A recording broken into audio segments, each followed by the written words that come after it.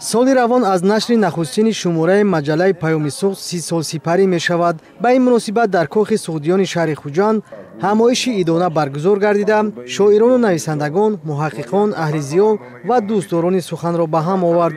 муовини раиси вилояти Суғд номаи табрикии раиси вилояти Суғд Раҷаб Аҳмадзодаро ба саҳми ҳозирин расонида, аз саҳм ва нақши ҳайати иҷодии моҳномаи адабӣ ва илмию оммавии мақомоти иҷроияи ҳокимияти давлатии вилояти Суғд маҷалаи Паёми Суғд ёдовар шуд.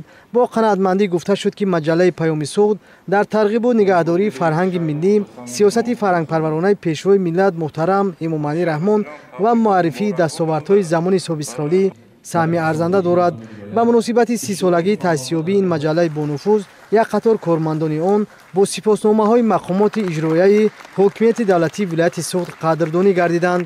рӯзномаҳои даврӣ ва маҷаллаҳое ки воқеаҳои рӯзгора инъикос мекунанд, инҳо дар таърих мемонанд, таърихи зинда мешаванд.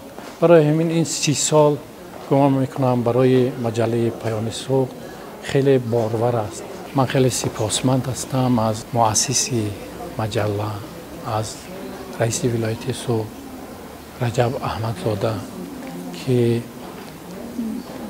ба воситаи ин минбари фарҳангӣ, барномаҳои фарҳангии асосгузори сулҳи ваҳдати миллӣ раиси ҷумҳурии Тоҷикистон ҷаноби Оли Эмомалӣ Раҳмонро пиёда менамоянд.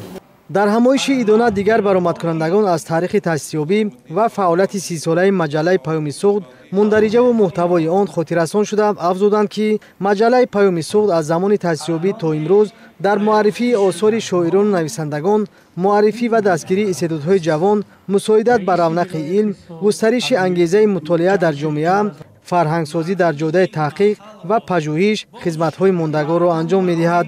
дар фазои тантанавӣ 4 нафар шоирони номвар, кормандони маҷалаи Паёми Суғд бо нишони ифтихор сарфароз гардонда шуданд. ҳамзамон дар ин рӯз фаъолияти назарраси ҳайати эҷодии маҷалла бо сипосномаву тӯҳфаҳои хотиравии мақомоту сохторҳои алоҳида қадр карда шуд. Паёми Суғд ин зодаи соҳибистиқлолии Тоҷикистон аст. дар ибтидо вай бо номи Хуҷанд нашр гардид, ки сармуҳаррири аввалинаш нависандаи машҳур Аъзам Сидиқӣ буданд. баъдтар вай тағйири ном кард Паёми Суғд ва ба яке аз маҷаллаҳои бонуфузтарини гуфта мумкин ҷумҳурӣ табдил ёфт.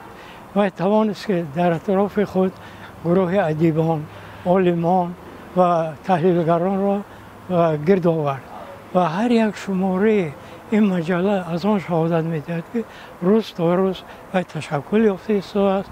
дар ин ҳамоиш намояндагони бахшҳои суғдии иттифоқи нависандагон ва иттифоқи журналистони Тоҷикистон аҳли эҷоди маҷалаи Паёми Суғдро таҳният намуда, дар иҷрои рисолат ва тарғиби сиёсати давлату ҳукумат барору музаффариятҳо орзу намуданд. шоири халқии Тоҷикистон Фарзона, ки аз замони таъсисёбӣ то ба имрӯз дар маҷалаи Паёми Суғд фаъолият доранд, аз саҳми сармуҳаррирони пешинаи маҷалла Аъзам Сидиқӣ, Атахон Сайфуллоев, Неъмат Оташ ёдовар шуданд. маҷалаи Паёми Суғд аз оғози фаъолият то ба имрӯз беш аз 350 маротиба нашр гардида ба дасти ҳаводоронаш расидааст. дар фарҷоми ҳамоиши идона барномаи рангини фарҳангӣ пешниҳоди аҳли нишаст гардид.